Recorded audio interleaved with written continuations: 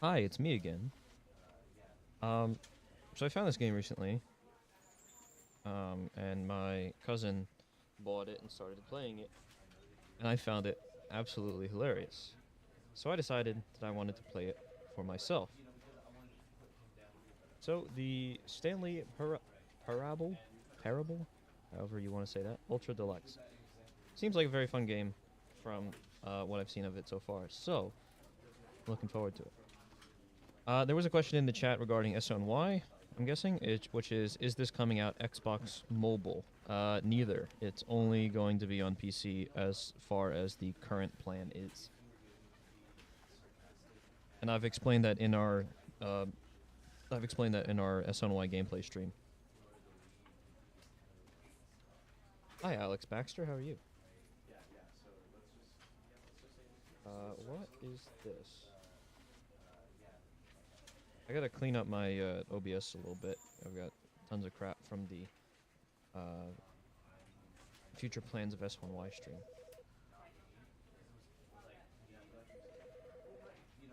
How did you begin such a good game?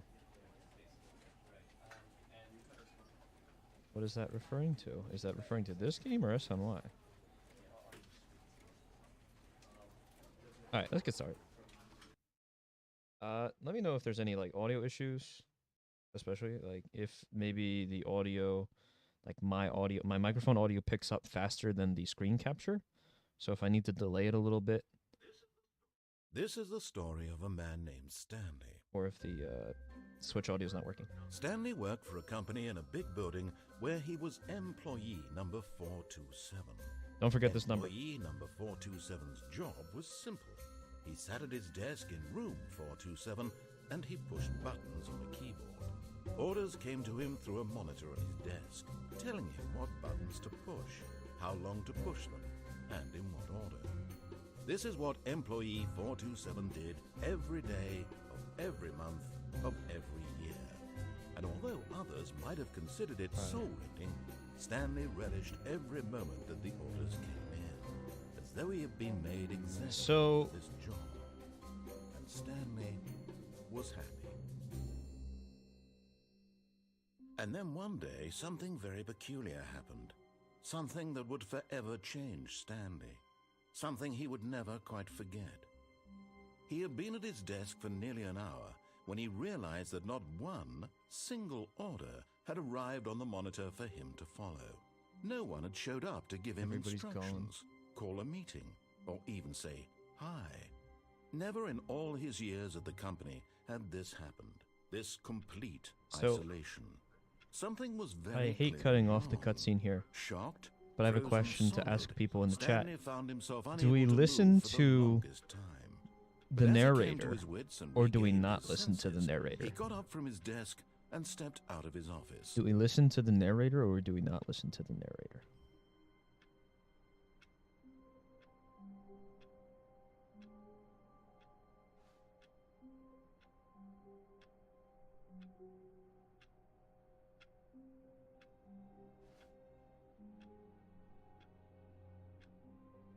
How long are the sayings? They should be done by now.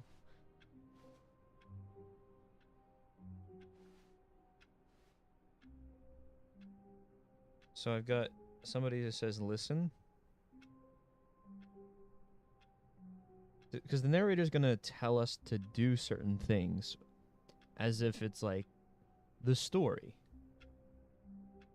But there's also the option to not do what the narrator says and get different endings to the story. As far as I've heard, there's a lot of different endings in this game, and some of them are quite funny. So that's the only reason why I'm asking. So I guess the first one that we want to do is listen to the narrator, according to the two of you in chat who have do things along the way then. Alright, so now I'm confused. I've got people who said to do something who now seem to try the phone. I don't think you can interact with anything except at certain times.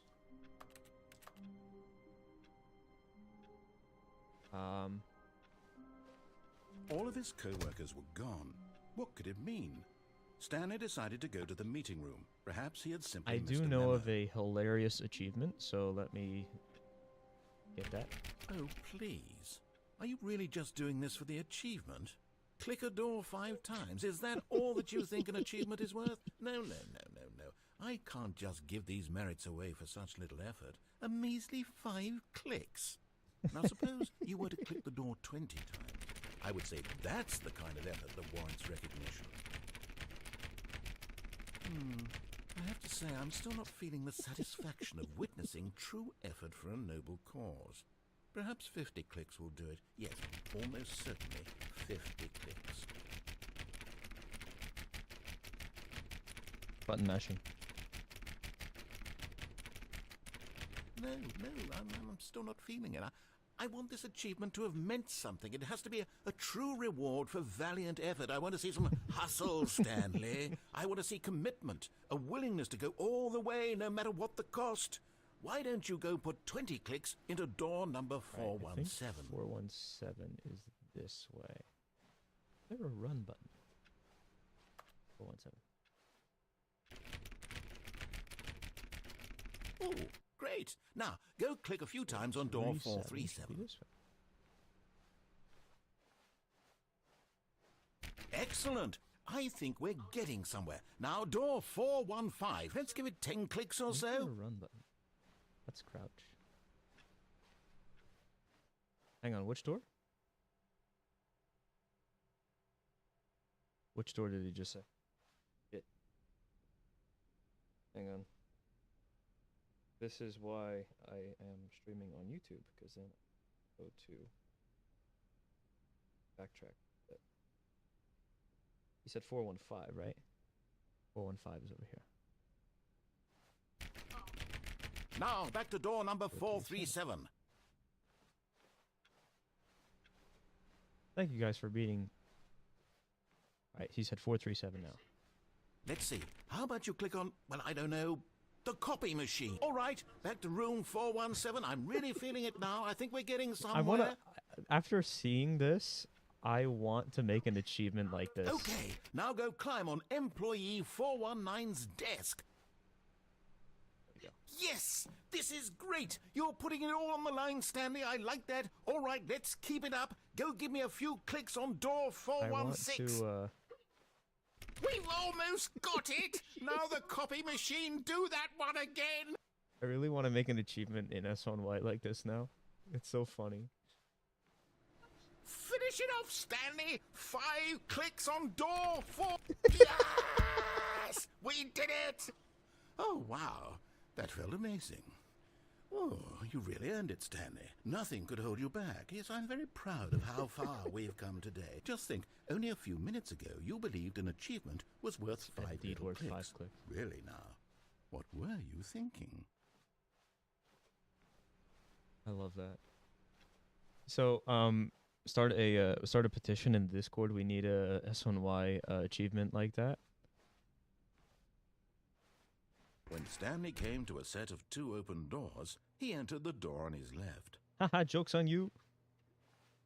This was not the correct way to the meeting room, and Stanley knew it perfectly well.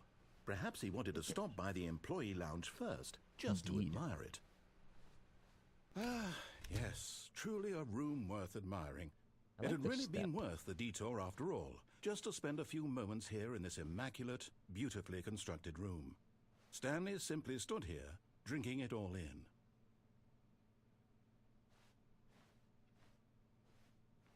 But eager to get back to business, Stanley took the first open door on his left. No.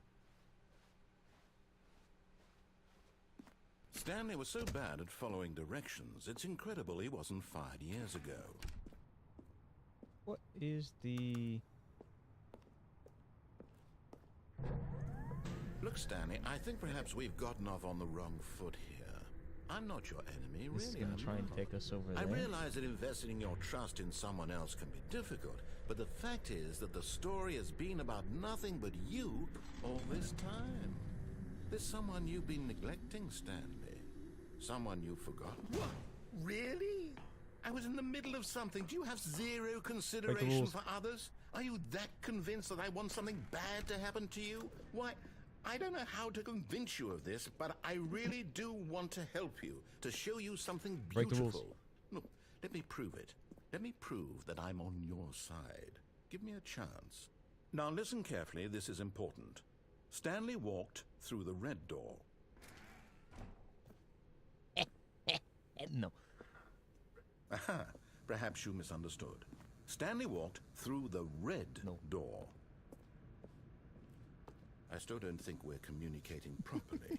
Stanley walked through the red door. Convincing. No. Oh wait, no. The blue door. There it is. All right, fine, go ahead. White door, Stanley. yes. You want to know so badly what's out there? You want to find out what lies at the end of this road you've chosen? Well, don't let me stop you. You see? There's nothing here.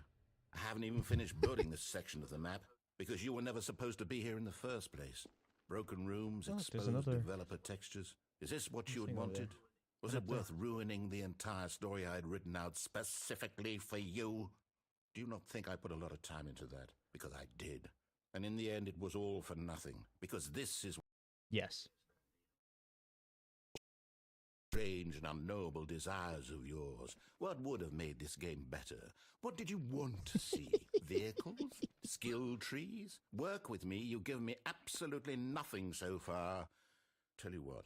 Let me take a stab in the dark at a new design. Does this remind you of yes? There we go. A third option. This already feels leaps ahead of where we were before. What door do we take? Stanley. Take it for a spin. Oh, nice. Ceiling light, 64.64. What door do we take? Do we take the third door, second door, first door? The new door? The one on the right here?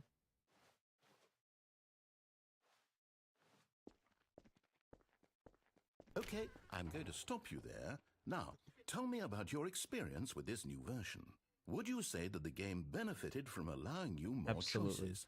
Feel free to be honest. I'm looking for some real critical feedback here. Aha!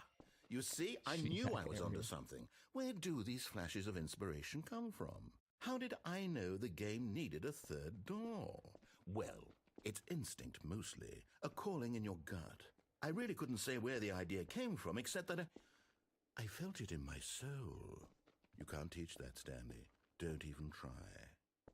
Here, based on the data from your previous playthrough, I've compiled a new version. And to be perfectly candid, I think I've knocked it out of the park with this one. Let's take a look.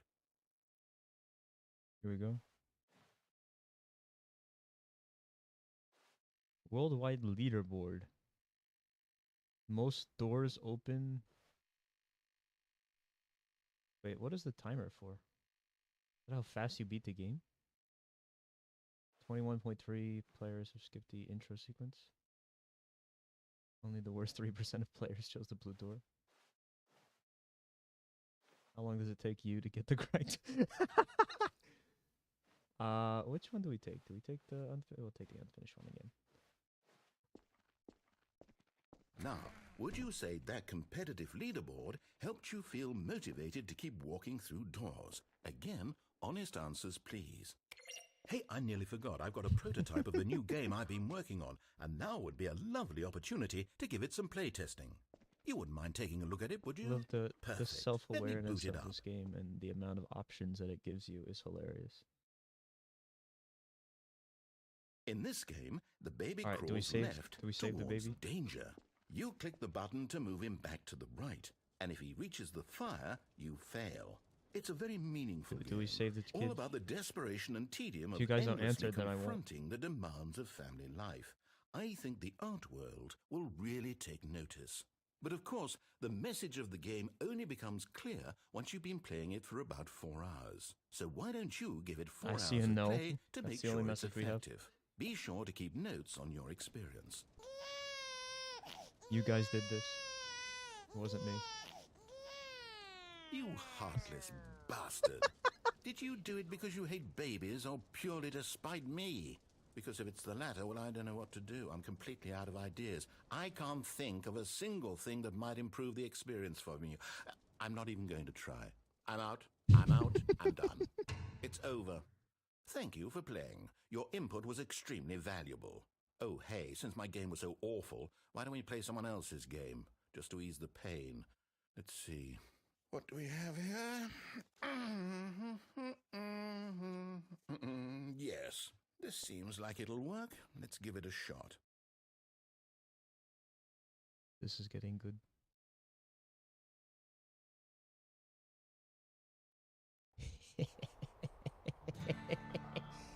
Aha! Fascinating. What do you think this game is about, Stanley? What's our backstory? What is our motivation?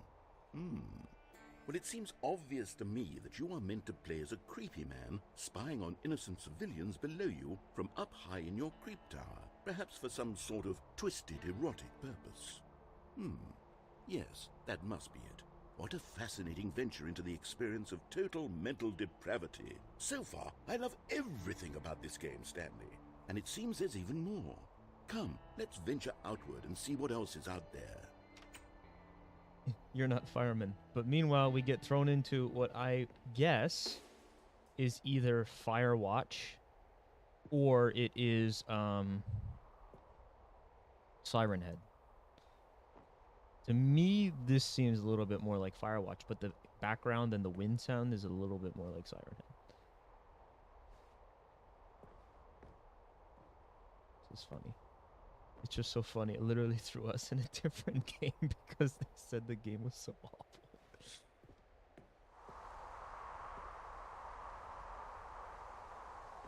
Stairs should be this way.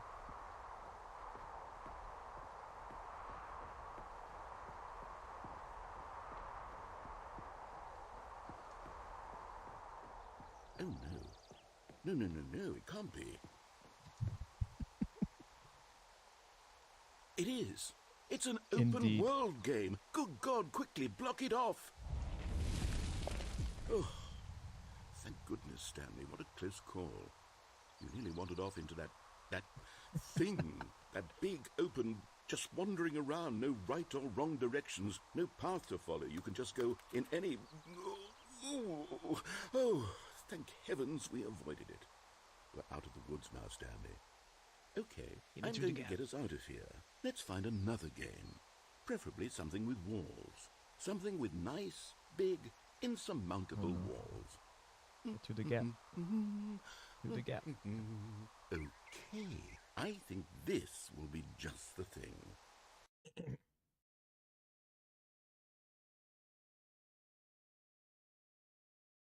Take a guess as to what this one is.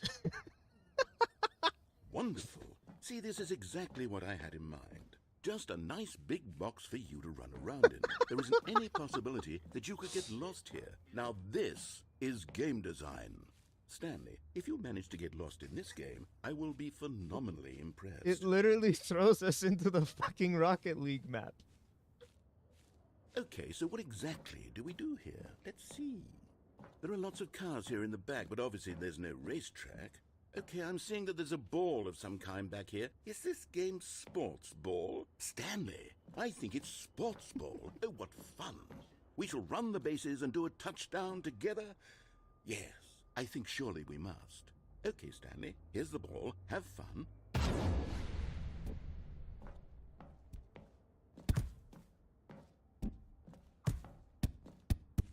Come on, let's get the goal. You're slow as fuck. Are you doing it? Are you winning? Is this fun? Is it better than my miserable little story that I worked so hard on? Stanley, I have a thought, and I realize I'm not a sportsologist, but if one ball generates a certain amount of raw adrenal pleasure, then surely multiple balls makes for an even more euphoric sports experience. I'm going to try it out. Here comes another ball. Yes! Oh goodness, that really does feel amazing, doesn't it?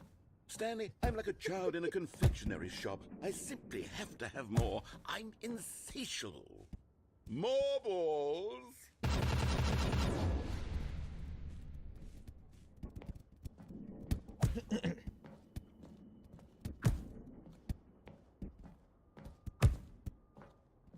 Alright, here we go. Are you enjoying this, Stanley? Are you having fun? Is this a real video game? How the, Well, I I'm sure so hope you're having confused a as good how time, they because got guess the what? rocket. It's over. That's right. Your little fun comes to an end. This is my game, and what I say goes. You get to have fun when I let you, Stanley. Besides, you need someone like me to set boundaries for you. Are you Without sure? rules or boundaries, video games are nothing. Yes, that's what I am. I'm structure. I'm your sense of purpose. And since you decided you didn't want to play my game, now I don't want to play with you either. So, goodbye, Stanley. I'm leaving. See how you like it when I'm not around to set the rules. Somehow, I don't think you'll enjoy it as much. But who knows? You're an inventive kid. You'll come up with something. After all, you're the one who knows best. Take care, Is he Stanley. actually leaving? Nothing happens, right? Okay, bye. Hold on. What are you doing? Hi, Dustin. How are you?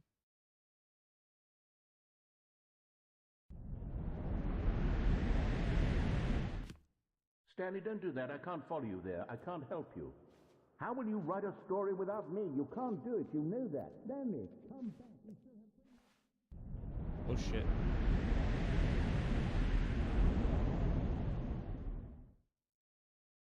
Where am I? Alright, I've fallen down a...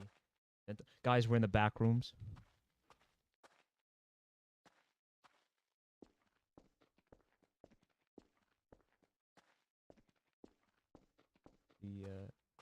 The back rooms. There's all sorts of different avenues that we can go down. This is a dead end space.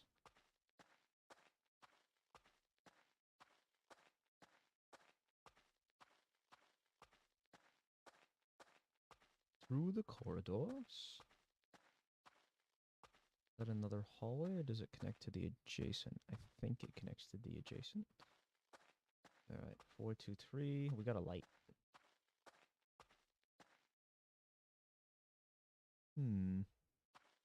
Strange monitors.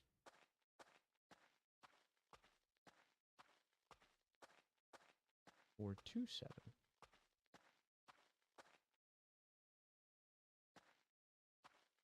With audio editing programs, it looks like.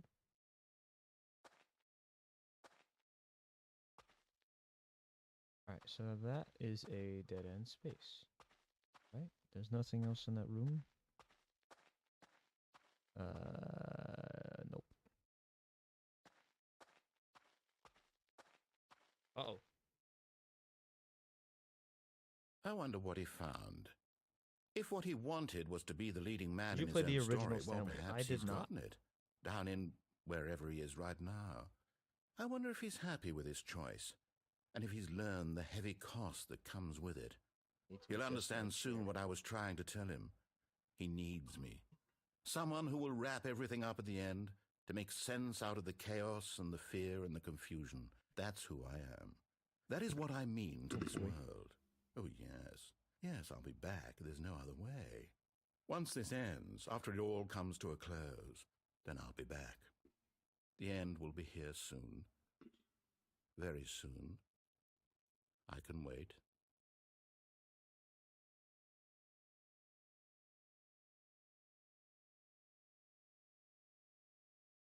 The end is never the end. End is loading.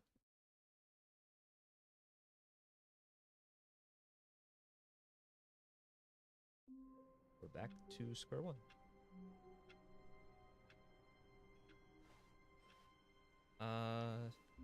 Achievements. Test achievement, please ignore.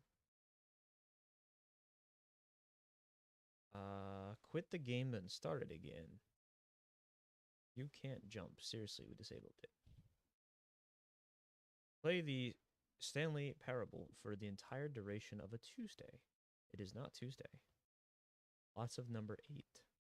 Speedrun. Complete the game in under 4 minutes and 22 seconds, not including load time. Set all setting sliders in the menu to all available numbers. Don't play the Stanley Parable for 10 years. Hang on.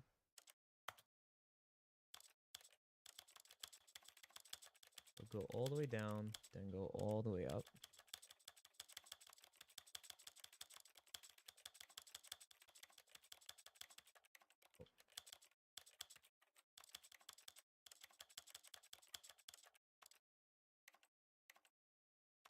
Scroll through all the options.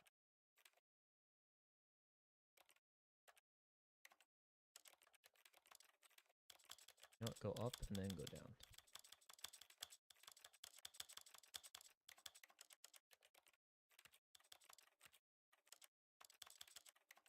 Oh shit.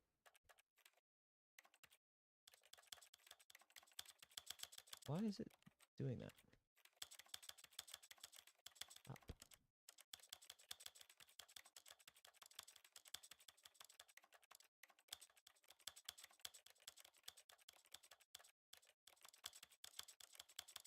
And done. Go through all the options. Up.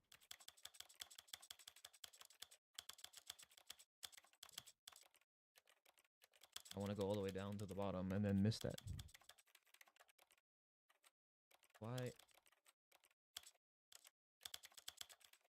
Alright, I'll just use D-pad. Do this in stages. That doesn't skip. Okay. Mess with that.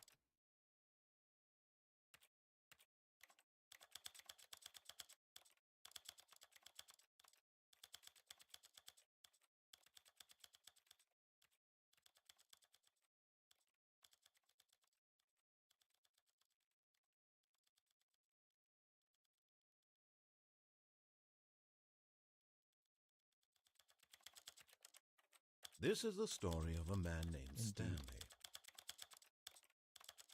This is the story of a man named Stanley. This is the story of a man named Stanley. This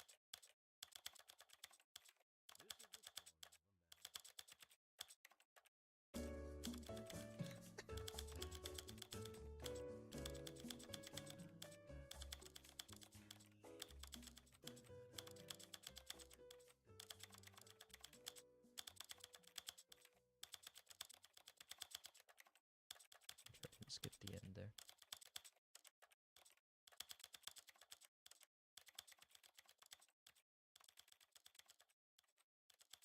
Don't worry, I will reset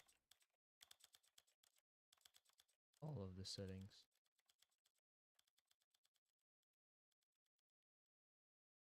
Okay.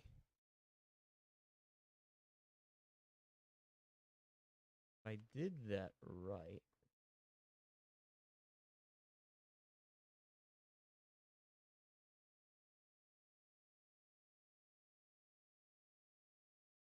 Aha!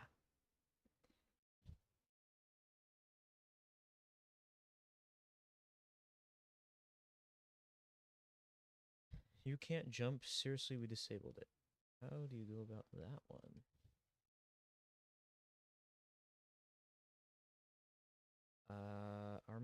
I think my audio settings didn't get reset. Oh no, they did. Why do I have no volume?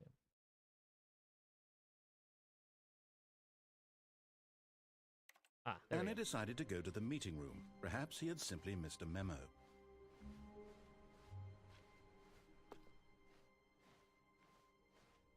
So, where does the... When Stanley came to a set of two open doors, this was not the correct way to the meeting room, and Stanley knew it perfectly well. Perhaps he wanted to stop by the employee lounge first, just to admire it. Wow. Yes, this room. Skipping. But eager to get back to business, Stanley took the first open door on his left. No. Stanley was so bad at following directions, it's incredible he wasn't fired years ago. Do not jump from the cargo lift while it is in motion. Look, Stanley, I think perhaps we've gotten off on the wrong foot here. Well, I'm not your enemy, really, I'm not. But in his eagerness to prove that he is in control of the story and no one gets to tell him what to do, Stanley leapt from the platform and plunged to his death. Good job, Stanley. Everyone thinks you are very powerful.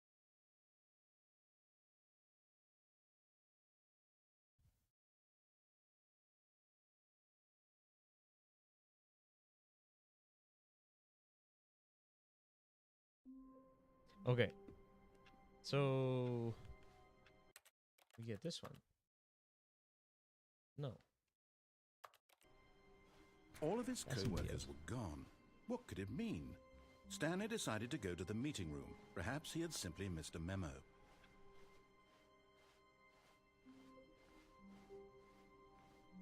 When Stanley came to a set of two open doors, so now I'm curious as to what happens when you follow the lift all the way through. Well, perhaps he wanted to stop by the employee lounge first, just to admire it. The lounge was sublime, a work of art. But eager to get back to business, Stanley took the first open door on his left. Stanley was so bad at following directions, it's incredible he wasn't fired years ago. So we did that platform. Now where does this take us? Look, Stanley, I think perhaps we've gotten off on the wrong foot here. I'm not your enemy, really, I'm not. I realize that investing your trust in someone else can be difficult, but the fact is that the story has been about nothing but you all this time.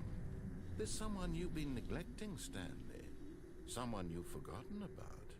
Please, stop trying to make every decision by yourself. Now, I'm not asking for me, I'm asking for her. This is it, Stanley. Your chance to redeem yourself. To put your work aside. To let her back into your life. She's been waiting.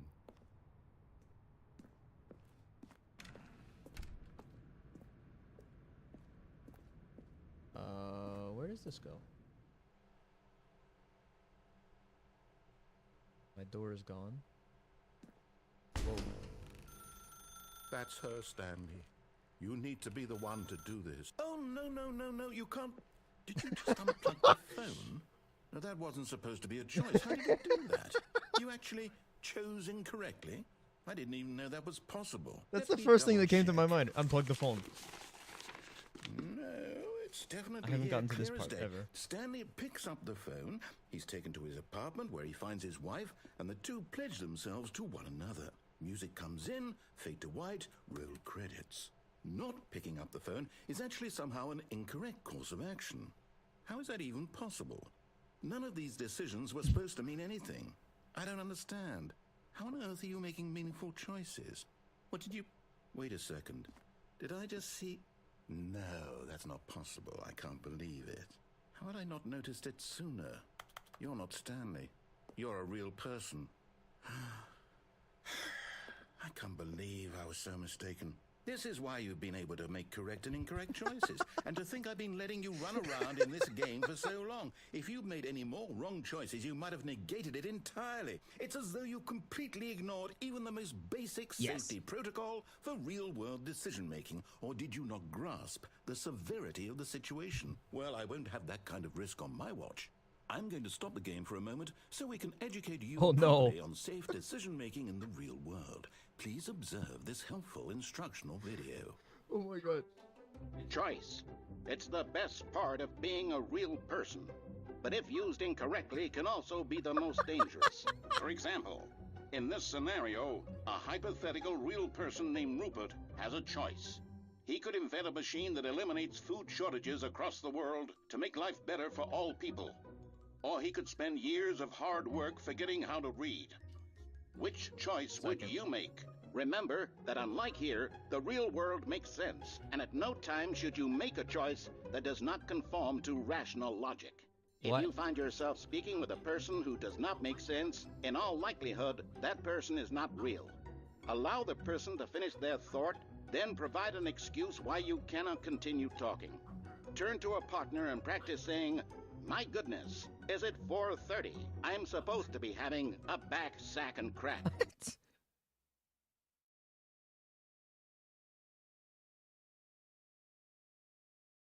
Practice.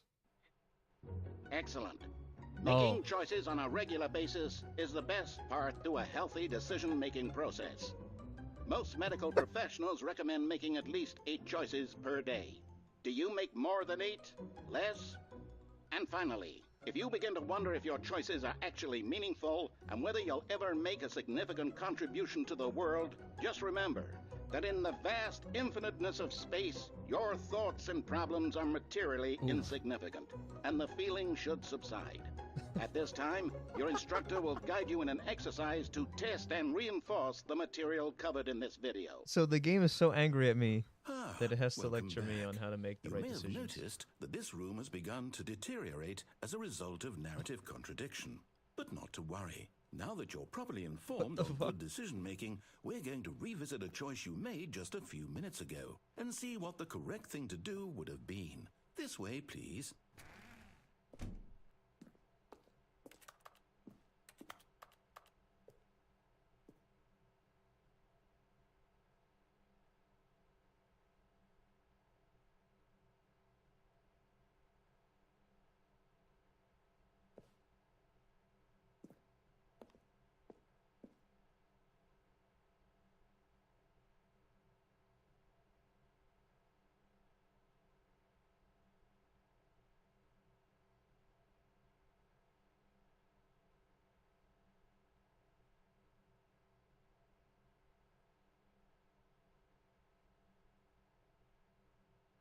All right, hang on 1 second. My dad came in to ask me questions about.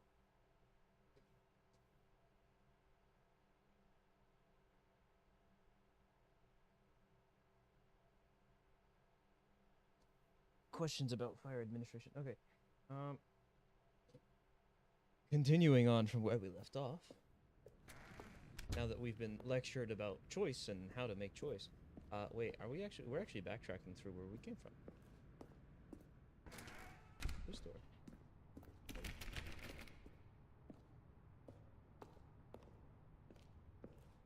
Now there's a fence on the lift? Wait.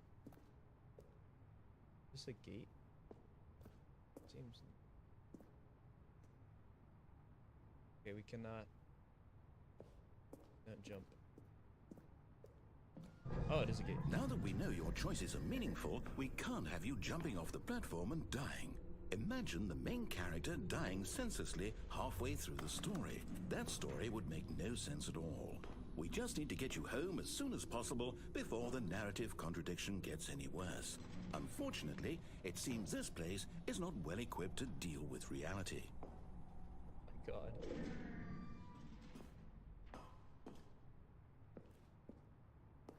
Penalty for misuse of cargo lift. Penalty for jumping off the cargo lift. Wait. Can we somehow...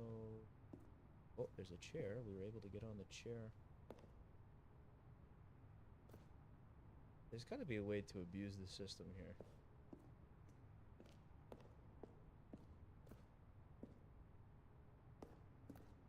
Come on.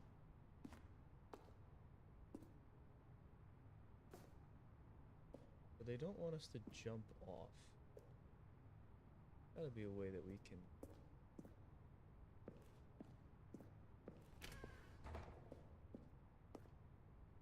Wow, it's really making us backtrack all the way to the start. Game does not like us. Almost there. You'll take the door on the left, back to the correct ending, the story will have resolution once again, and you'll be home free in the real world.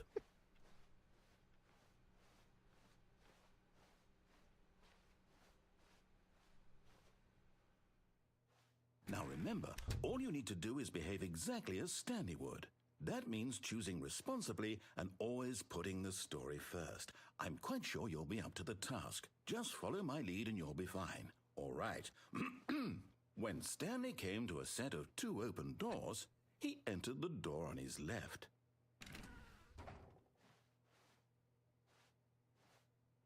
Hi. No! Why did you do that? Quickly, hurry back in the other direction. Perhaps we're not too late. numbers. Doesn't like.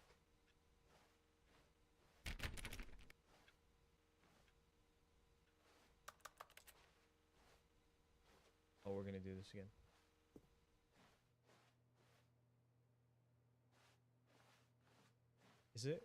Is it gonna force us to go through the other door? Oh. Okay. Wow, the game really doesn't like us. I don't want to go through that one. Oh. Oh. Oh, I didn't cross the threshold.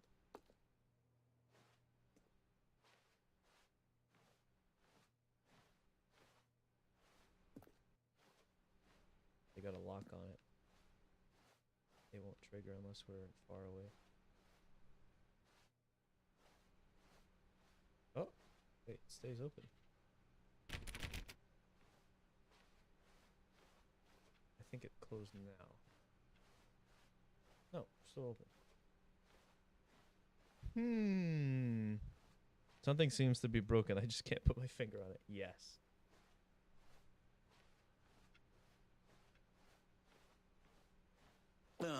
Oh shit. Ruined. I can't believe after everything we talked about that my story, you've destroyed my work. Why? For what? What did you get out of that? What did you think was so special about seeing the game undone, left here like so much garbage? It's worthless now. And what am I supposed to do? Even if there were a way to continue, would it be worth it? To know that my story is now incorrect? How can I go back to that? I can't erase that knowledge. I'll have to live with it forever. Reliving its impossibility forever. I couldn't live that way. Is it better to shut the game down entirely? To willingly destroy all of my work? I don't know. What's the answer? What do I do? What do I do? What do I... No, I have to. I have to shut the game down. I have to. I have to. Oh shit. What the fuck?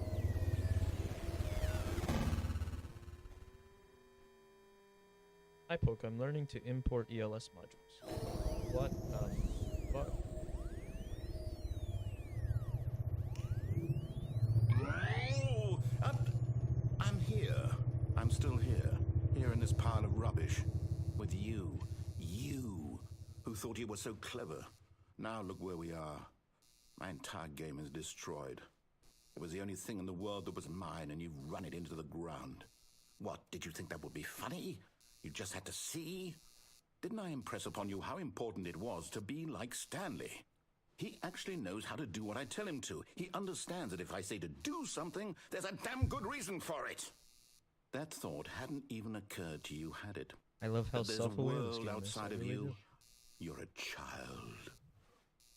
Oh, my story. If you'd just gone through the door on the left, you would have seen it. There was a whole underground facility. You would have destroyed it and been victorious. It would have been so perfect. I worked so hard on it. I tried so hard to make... Uh-oh. ...behave exactly as Stanley would. That means choosing responsibly and always putting the story first. I'm quite sure you'll be up to the task. Just follow my lead and you'll be fine. All right. When Stanley came to a set of 2 open doors, he entered the door on his left. I've got a feeling. No! Why did you do that? Quickly, hurry back.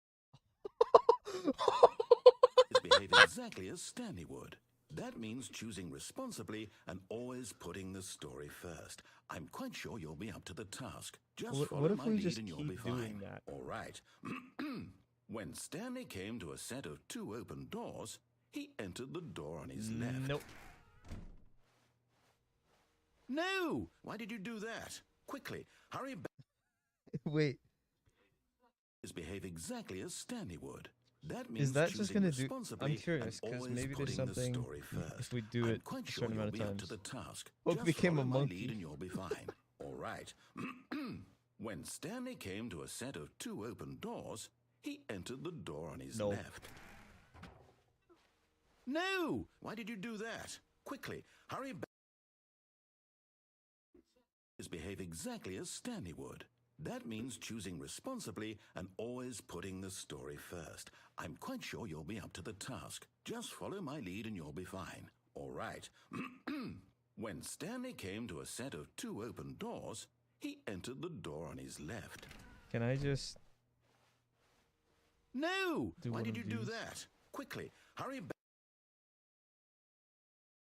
Behave exactly as Stanley I would. guess That we're out of means choosing options. responsibly and always putting the story first. I'm quite sure you'll be up to the task. Just follow my lead and you'll be fine. All right. Whoa. When Stanley came to a set of 2 open doors, he entered the door on his left. I think something happened. I don't know if that was intentional. All right, we'll try it again. No! Why did you do that? Quickly, hurry back. As far as I found, it keeps putting you back to that point, but I didn't mess with it. Responsibly and always putting the story I'm not the only one who saw first. that glitch, I'm quite right? sure you'll be up to the task. Just follow my lead and you'll be fine. All right. When Stanley came to a set of 2 open doors, he entered the door on his left. I refuse. I refuse. We'll go through the door. Is it broken? It's not broken. Yet there was not a single person here either. Feeling a wave of disbelief, Stanley decided to go up to his boss's office, Oh my God. hoping he might find an answer there. Do not alter without consulting whiteboard manager. Okay.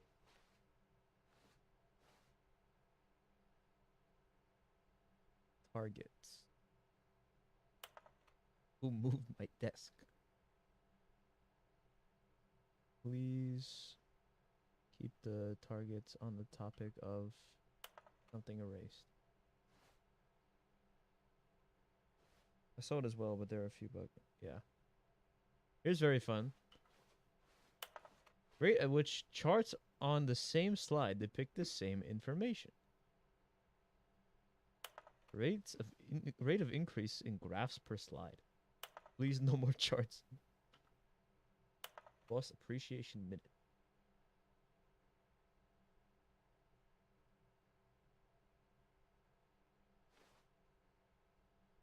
Solving interpersonal conflict. If you ever find yourself in conflict with another diligent employee, remember that it takes 2 people. What are your dreams for the future? Success? Lunch? Travel? Pollution? Metamorphosis? Mitosis? Tips for not getting fired. Talk less. Do unbelievably amazing work all the time, every day, with no expectation of promotion or recognition. Don't get fired. Genius. How to solve a dispute with a coworker. Resent coworkers for not supporting you more. Let it ball up inside you. Take it out passive-aggressively on other coworkers.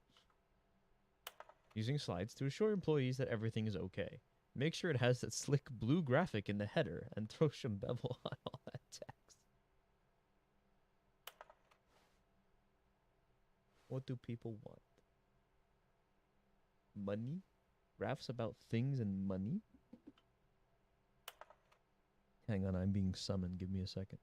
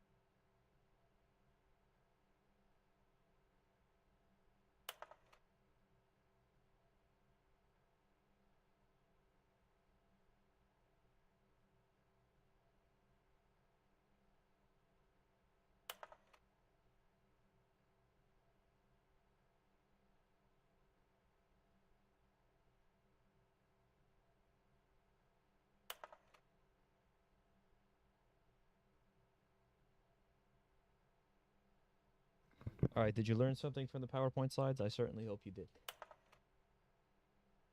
All right. There seems to be a lot of emphasis. Throw something in the ideas bin. Ah, yes, we love the ideas bin. Need an ideas bin. We all love graphs. Broom closet. Can I go in the broom closet? Why can I not go in the broom closet? Coming to a staircase, Stanley walked upstairs to his boss's office. Is it only a one-way staircase? I don't remember it being a one-way staircase. I have a feeling that we are definitely locked into the choices that we can make, that we can't even go in the broom closet, and we have to go up the stairs. They won't let us access anywhere else in the office either.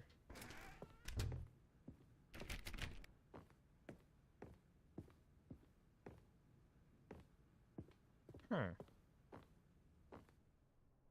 Stepping inside his manager's office, Stanley was once again stunned to discover not an indication of any human life. Shocked, unraveled, Stanley wondered in disbelief who orchestrated this, until he saw the door with a voice receiver next to it. Surely behind this door lay all the answers to his questions. And beyond Who all the fuck probability, is Stanley he in knew the chat? passcode. He had seen it on his boss's That's computer hilarious. just last week. Night Shark 115. Was this the code to open the door? Would it still work? There was only one way to find out. Stanley had been trained never to speak up, but now he would draw from within himself the courage to face the unknown. He drew a sharp breath and then spoke the code.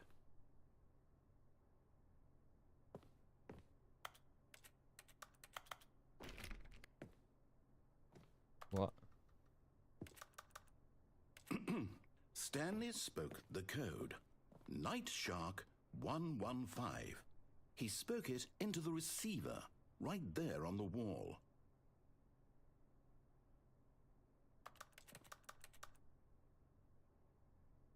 I'm sorry, is there a problem? You didn't mishear me, did you? I think there's Please an speak issue. the code into the receiver. Otherwise, we can't get on with the story. This is a crucial step. I think I'm physically incapable. Okay, fine, you're not going to do it, but you know what? It's pretty humiliating to bring you this far, only for you to suddenly decide you have better things to do. I asked you for this one single thing, for your respect. The kind of respect Stanley shows for his choices. He knows what it means to take a story seriously. If you didn't want to see what I had to show you, then why did you come here? You had a choice, you know. You could have gone through the door on the physically right. incapable You could have of done whatever the speaking. hell you wanted over there. Why did you come this way? Speak. Say something to me. Explain yourself, you coward. You... Oh. When Stanley Oh, shit. said of two open doors, he entered the door on his left. Wait. Stanley? Hello? Are you... Is everything okay? Stanley, please. I need you to make a choice. I need you to walk through the door. What? Are you listening to me? Can you hear me? Is everything all right? Stanley, this is important. The story needs you. It needs you to make a decision. It cannot exist without you. Do you understand me? Whatever choice you make is just fine. They're both correct. You cannot be wrong here. We can work together. I'll accept whatever you do. I simply need you to take that step forward, please. Choose. Do something. Anything. This is more important than you can ever know. I need this. The story needs it. So, you hear me? Are you there? Are you listening to this? Stanley, are you there? Oh boy. Okay. It's okay, I can wait.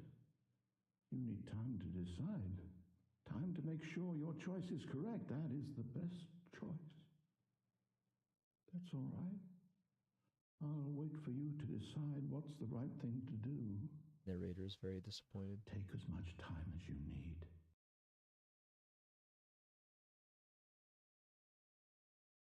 Oh.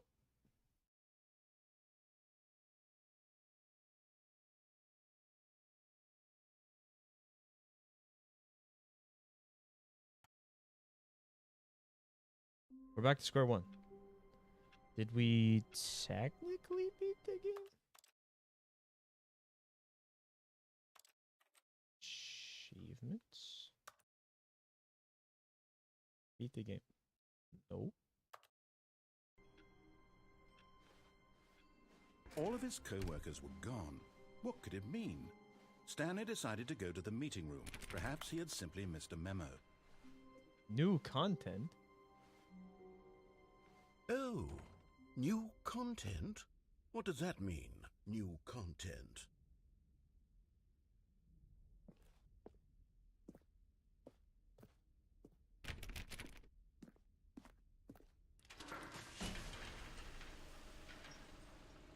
This is lovely. Oh.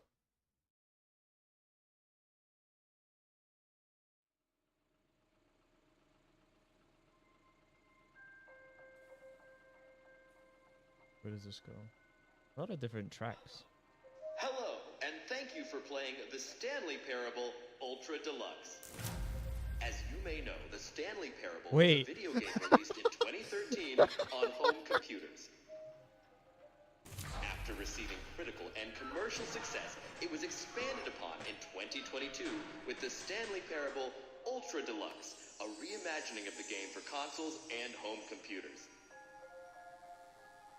The Stanley Parable Ultra Deluxe features exciting new content that broadens and expands the world of the Stanley Parable, delighting audiences the world over.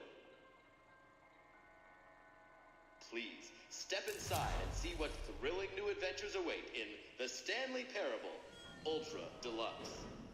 Oh, well, this sounds delightful. I'm very excited to see the thrilling new Ultra Deluxe content.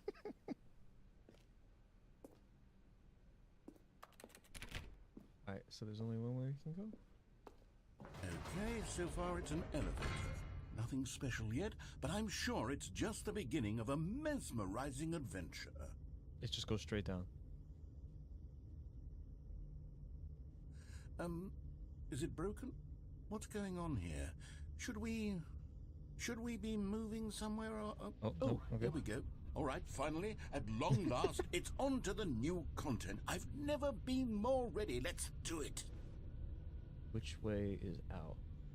Is that straight ahead?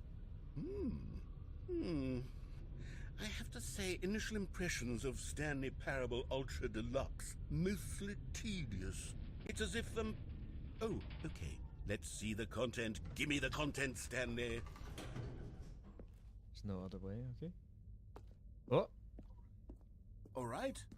New All right, content. let's see, it's the jump circle. Wait. Is that it? Surely that's not all the new content. There has to be something else, right? How many times can we jump?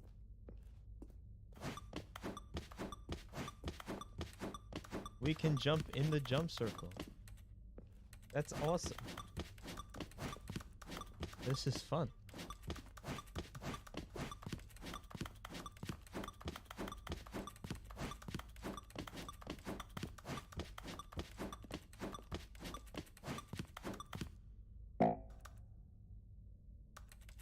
Well, that's disappointing. You can't jump. We disabled it.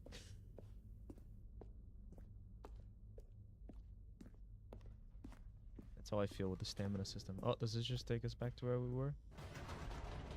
Goodness. Another elevator. Stanley, I have to say, initial impressions of this game are not positive. It's just elevators and jumping. Is this what passes for exciting new content? If this is new content, then I could just read you the whole dictionary. There's 20 hours of new content right there. Hell, I could counter 30 trillion. You could put that on the box. The Stanley Parable Ultra Deluxe, now with over 1,000 hours of new content. And oh, wait. There's more. Very good. Yes. I knew there had to be something else. Let's see it. I'm ready for whatever it is. Ah, yes. The Void. Thank you for enjoying the new content. That's it? Oh, you've got to be kidding me. You see, Stanley? This is what happens when greedy video game developers with no respect for their fan base rush a cheap expansion to market for no Add the reason jump circle other to than us. to make an easy dollar. And don't get me started on the level of craftsmanship that's gone into it. In fact, I'm looking right now at the game's achievements, and it's hard to believe Yes. one of them actually says, "Test achievement, please ignore." What quality assurance department signed off on this? It's my fault, Stanley. I built up too much anticipation around the new content, I'm afraid. It could never have lived up to such expectations. If you're still with me, why don't we just reset the game, and we'll try to get back to what the Stanley Parable is really about. No frills, no gimmicks. Just you and me having a great time together like always. What do you say, friend?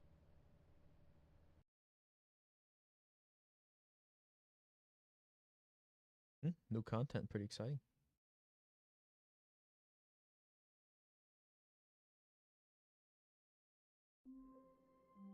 Wait a second. What?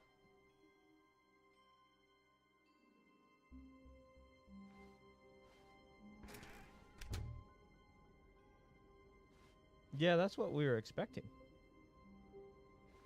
This is not. Psst. Stanley, come over here. In the vent. I want to show you something. That's pretty sus.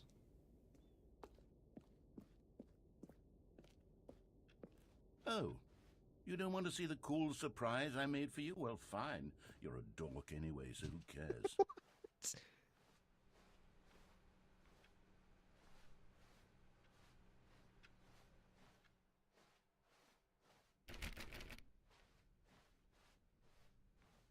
When Stanley came to a set of 2 open doors, he entered the door on his left. I don't know about that one.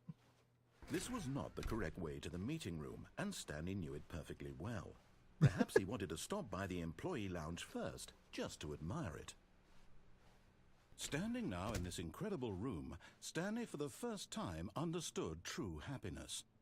Then the feeling went, but eager to get back to business, Stanley took the first open door on his left. No. Stanley was so bad at following directions, it's incredible he wasn't fired years ago.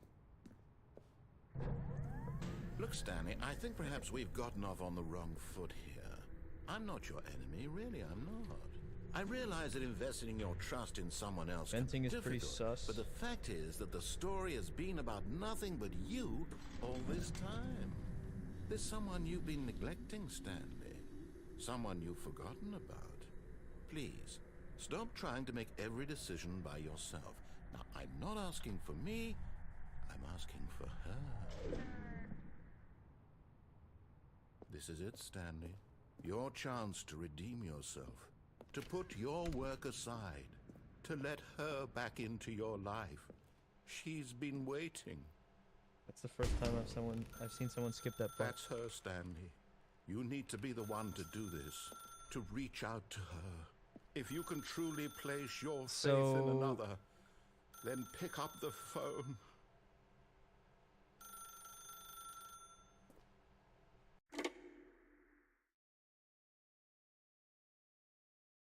Alright, we picked up the phone. I want to get back to see what happens if you go in the vent.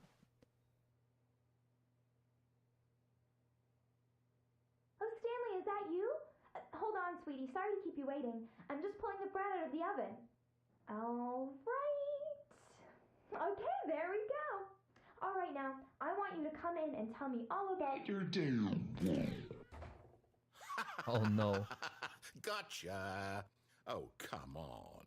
Did you actually think you had a loving wife who'd want to commit their life to you? I'm trying to make a point here, Stanley. I'm trying to get you to see something. Come inside. Let me show you what's really going on here. What?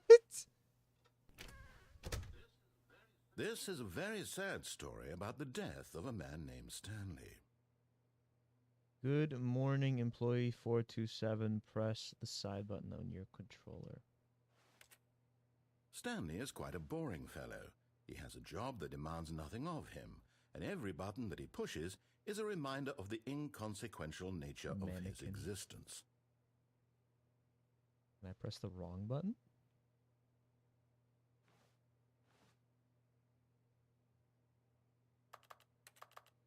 Look at him there, pushing buttons, doing exactly what No. he's told to do. Now he's pushing a button. Now he's eating lunch. Now he's going home. Now he's coming back to work. One might even feel sorry for him, except that he's chosen this life. But in his mind, in his mind he can go on fantastic click that button. adventures. From behind his desk, Stanley dreamed of wild expeditions into the unknown, fantastic discoveries of new lands. It was wonderful, and each day that he returned to move work forward. was a reminder that none of it would ever happen to him. And so he began to fantasize about his own job. First, he imagined that one day while at work, he stepped up from his desk to realize that all of his co-workers, his boss, everyone in the building had suddenly vanished off the face of the earth. The thought excited him terribly. Spend time with the boys. Let's go. So he went further. He imagined that he came to 2 open doors and that he could go through either. At last, choice. It barely even mattered what lay behind each door. The mere thought that his decisions would mean something was almost too wonderful to behold. As he wandered through this fantasy world, he began to fill it with many possible paths and destinations. Wait, this is just Down telling us one the path lay an entire enormous round room story without with letting us being monitors able to and do mind anything. controls. And down another was a yellow line that weaved in many directions. And down another was a game with a baby. And he called it the Stanley Parable. Press X to tell your kids a story.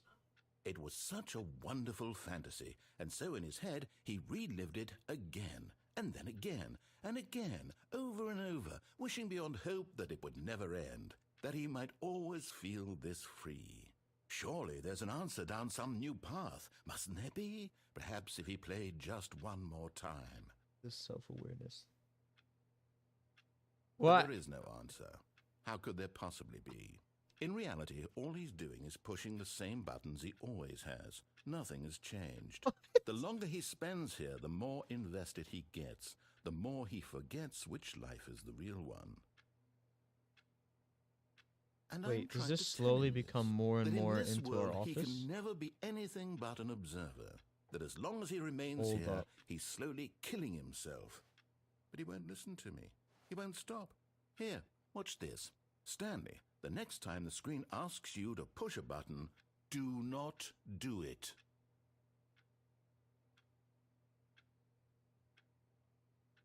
You see? Can he just not hear me? How can I tell him in a way that he'll understand? Now I'm curious that as every to what second happens he if you remains here, he's follow electing to himself. kill himself. How can I get him to see what I see? How can I make him look at himself? I suppose I can't, not in the way I want him to. But I don't make the rules. I simply play to my intended purpose, the same as Stanley. We're not so different, I suppose. I'll try once more to convey all this to him. I'm compelled to. I must. Perhaps, well, maybe this time he'll see. Maybe this time. And I tried again, and Stanley pushed a button. And I tried again, and Stanley pushed a button. And I tried. What?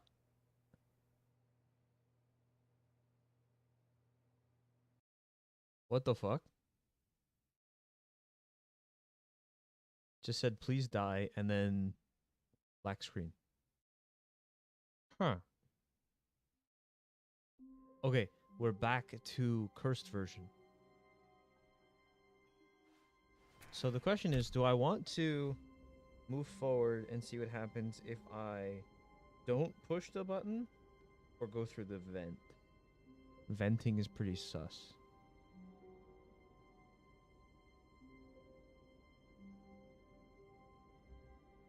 Just because I don't know how I'll get back to this ending or where I am now, I will go through. Psst. Stanley, come over here. Oh, you don't want to see the cool surprise I made for you? Well, fine. You're a dork anyway, so who cares? We went through the new content door. When Stanley came to a set of 2 open doors, this was not the correct way to the meeting room, and Stanley knew it perfectly well. Perhaps he wanted to stop by the employee lounge first, just to admire it. Stanley felt lightheaded, butterflies in his stomach, giddy in a way he had never known before. Was it this room? A connection between the two? Could a man love a room? I mean, truly, truly, deeply, madly. What? Love. But eager to get back to business, Stanley took the first open door on his left. Stanley was so bad at following directions, it's incredible he wasn't fired years ago. Look, Stanley, I think perhaps we've gotten off on the wrong... So...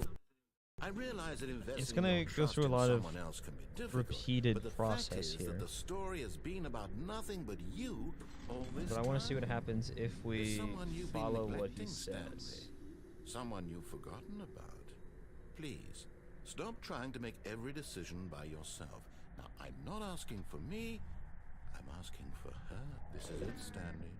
Your chance to redeem yourself, to put your work aside, to let her back into your life. She's been waiting. That's her, Stanley. You need to be I the don't want to one lecture do on this, choice to reach again. out to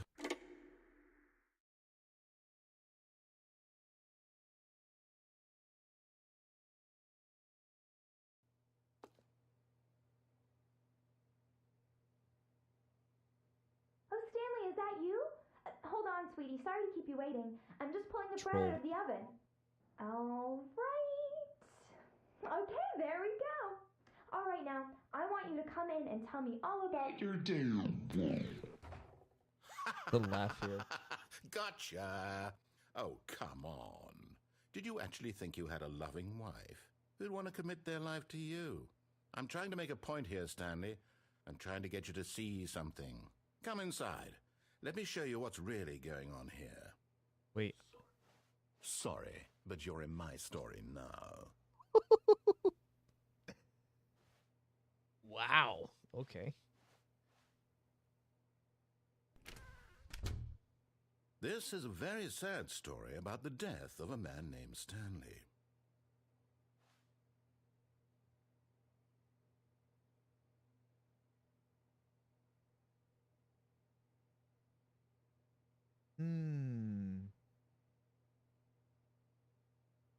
Stanley is quite a boring fellow. He has a job that demands nothing of him, and every This button area that he slowly pushes turns is a into the reminder desk. of the inconsequential nature of his existence. TV.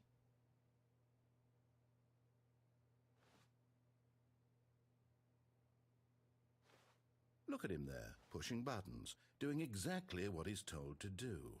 Now he's pushing a button. Now he's eating lunch. Now he's going home. Now he's coming back to work. One might even feel sorry for him, except that he's chosen this life. But in his mind, in his mind he can go on fantastic adventures. From behind his desk, Stanley dreamed of wild expeditions into the unknown, fantastic discoveries of new lands. It was wonderful, and each day that he returned to work was a reminder that none of it would ever happen to him.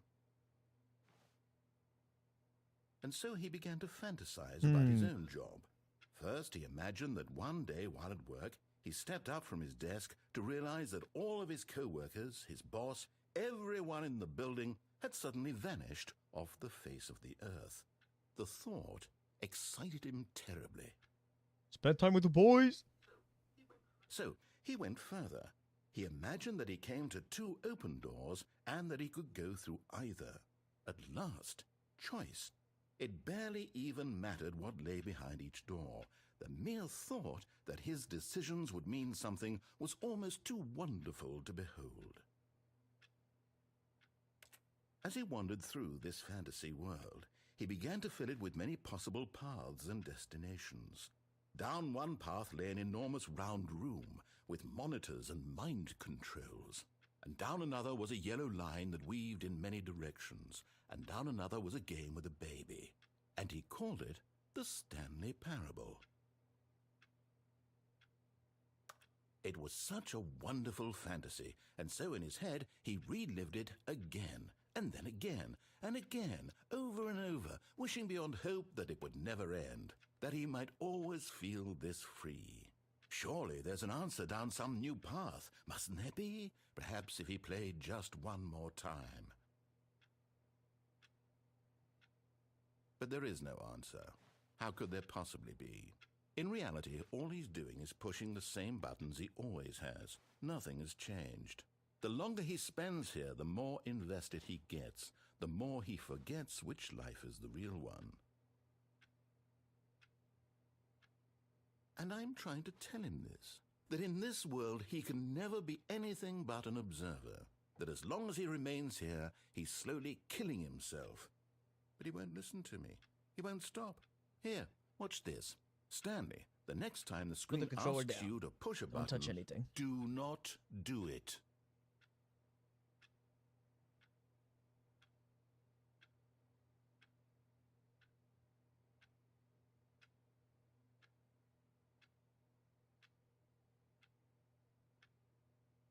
I didn't do it.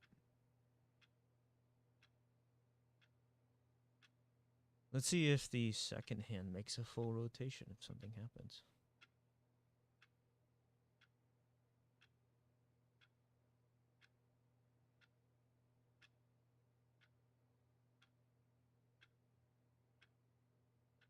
See? Sometimes I can listen to the narrator. Most of the other time I can't.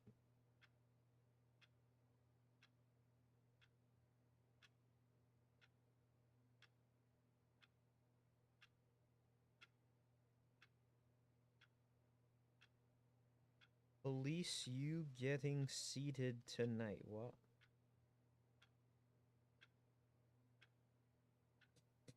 I didn't push the button.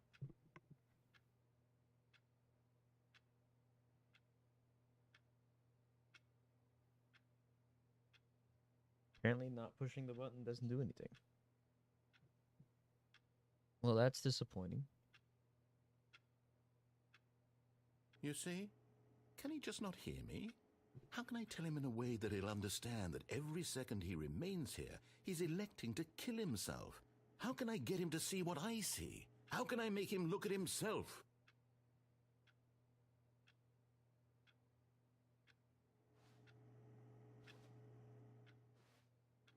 Loud computer. I suppose I can't. Not in the way I want him to. But Swatted. Have you ever got the SWAT team in your house? Purpose, the same as Stanley. We're not so different, I suppose. I'll try once more to convey all this to him. I'm compelled to. Does my area even I have must. a SWAT team? Perhaps. Well, maybe this time he'll see. Maybe this time. And I tried again. And Stanley pushed a button. And I tried again. And Stanley pushed a button. And I tried.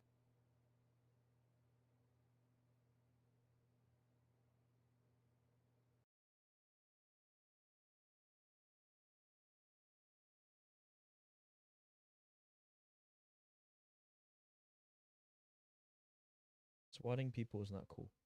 Don't do it. Okay, we're back here. So I guess we Among Us imposter. Stanley, come over here. In the vent. I want to show you something. What? Question nothing. Well, that's pretty sus.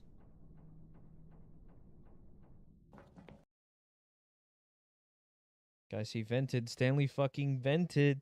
He's the imposter. That's why he doesn't follow the directions of everybody else. Okay, you remember how cheap and unsatisfying the new Ultra Deluxe content turned out to be? Well, it got me thinking about the past, and how much better the Stanley Parable used to be. So I made something special and tucked it away here where the game's developers won't find it. Just our little secret. Take a look. Wait a second. Something ain't right here. I call it the memory zone.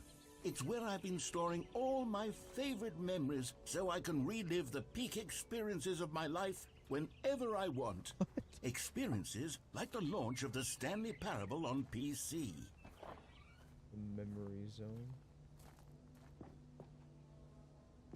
Huh.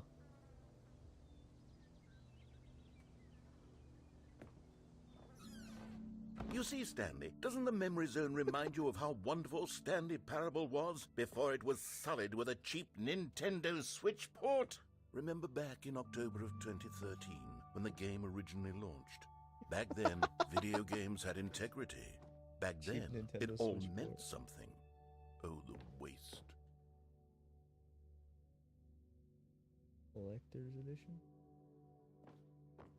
All the awards.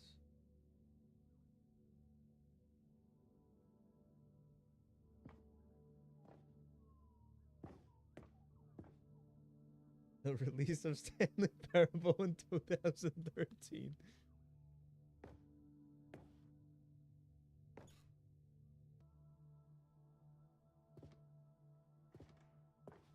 Buy on Steam. The original remake. Good times.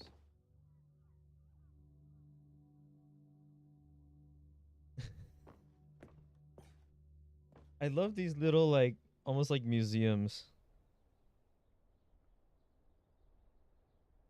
that are in the game. This is the second one I've seen. I'll probably see the first one some point in my playthrough. If not today, then whenever I play the game. Unachievable. It is impossible to get this achievement. Huh. Go outside. Don't play for 5 years. I think I know how to get the...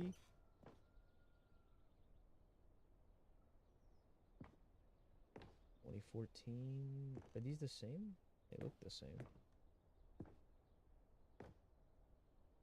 Oh, maybe they're different awards. Yeah. Debut game, game innovation, and this one's story.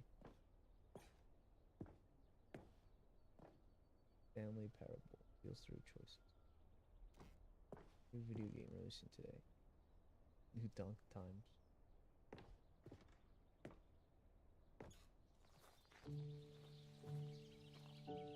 Bench. Free. Je suis dans la memory zone. And over here is where I keep reviews of the Stanley Parable. Like this stunning triumph of games journalism, James Stephanie Sterling writes, and I quote, "Where so many games that aspire to be more than games end up less than any form of art, Stanley Parable strives and then succeeds to be every game ever created." Did you hear that, Stanley? Every game ever created. That's how grand and all-encompassing the original Stanley Parable was. It was literally every game ever created. It was Skyrim. It was Persona 3. It was all of them. And now, it's nothing. It's no games at all. It isn't even the Stanley Parable anymore. It's just a husk now. A lifeless husk with an hour of new elevator content.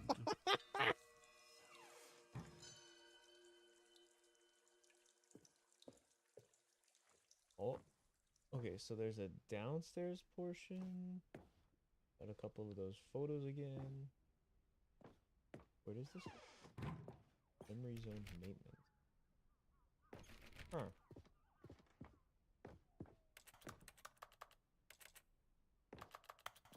A little sus. So the original wasn't too different from the current version. Switches. Just the development. Looks a little like Unity. Oh, though, because the picture's not. I could call it doors. The funny doors. Oh. Fourth wall type shit. The end is never the end. Here's another moving passage. The Stanley Parable is both a richly stimulating commentary on the nature of choice in games and one that offers some of the most enjoyable, surprising, and rewarding choices I've ever been confronted with in a game. 9 out of 10. Don't you get it, Stanley? The game was perfect.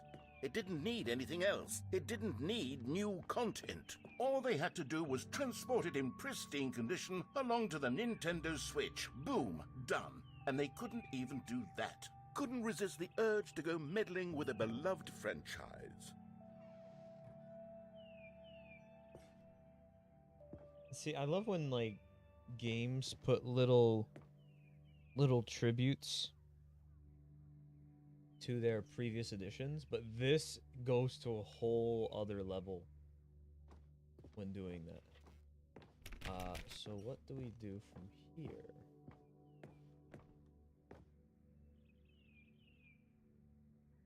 Okay, slips. Carpet textures. This door's blocked. This serious room.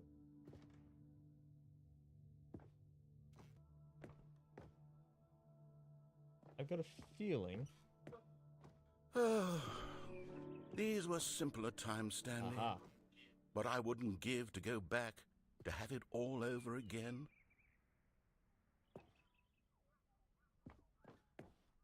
Wait, hang on. I don't recall this part of the memory zone before. What's this? What's down here? Old drinks, apparently. Whoa. Oh no, oh God, no, Stanley. It's a collection of reviews from Pressurized Gas, the extremely popular online storefront for computer games. I haven't looked at these in years. I can't even imagine what's been collecting down here. Surely these reviews were glowing as well, weren't they? Honestly, I could not be bothered to play this game to full completion. The narrator is obnoxious and unfunny, with his humor and dialogue proving to be more irritating than entertaining. Unfunny! I'm not trying to be funny. I'm trying to make a serious work of art. I suppose I could write up a handful of gags to insert into the Stanley Parable, but the game is already such a densely layered web of profound philosophical insights that I can't even imagine where I'd have the room to stick them.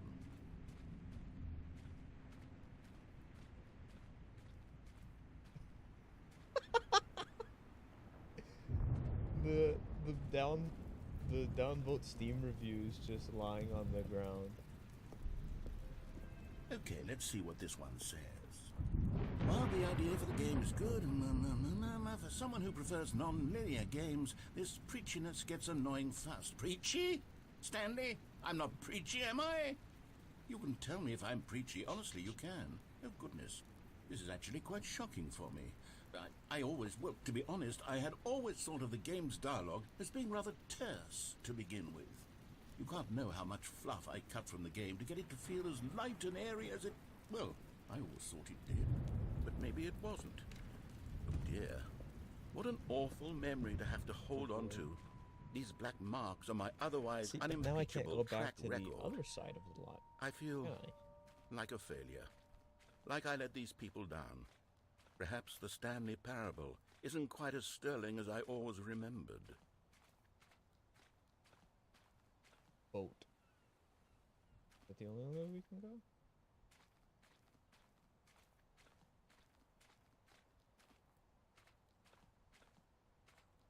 Reviews.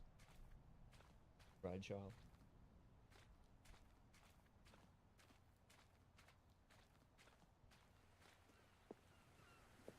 What's this one got to say? You constantly have to stop doing anything so the narrator can catch up with his long-winded explanations of what's happening. I wish there was a skip button. A skip button?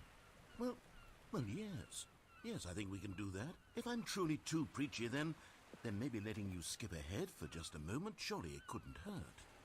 Not if it means we can strike these negative reviews from the record. Only Oh, God. positive reviews of the Stanley Parable. That's my motto today, and it's always been my motto. What I'd do the anything fuck? for the customer, Stanley. Yes, a skip button we shall have. Fucking the point.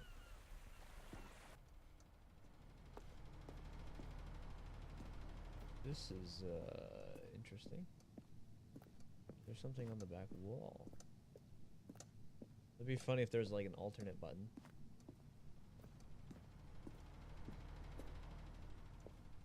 And here it is. Go ahead and give it a shot. I'll pop you forward in time so that the second my incessant droning starts to bore you, with just the push of a button, you'll have zipped right past it. It's what the players have been asking for, and I'm very proud to have delivered. No more listening to me rambling on and on and on. No, no, no, no. The Watch him Stanley monologue Parable this is a entire game time. for the people. And if the people want silence, then by goodness, that's what they're going to get. Well, don't sit around waiting for me to shut up. Go ahead and make me shut up. Here, we'll pretend that I've just begun an interminable monologue, and it goes something like this. The story and the choices, or what have you, and therefore by becoming it is, so on and so forth, until inevitably we all until the end of time, at which time everything all at once, so now you see, blah blah blah blah blah blah blah blah blah blah blah blah blah blah blah. We've eaten too much and it can't be just yet, no, until 245.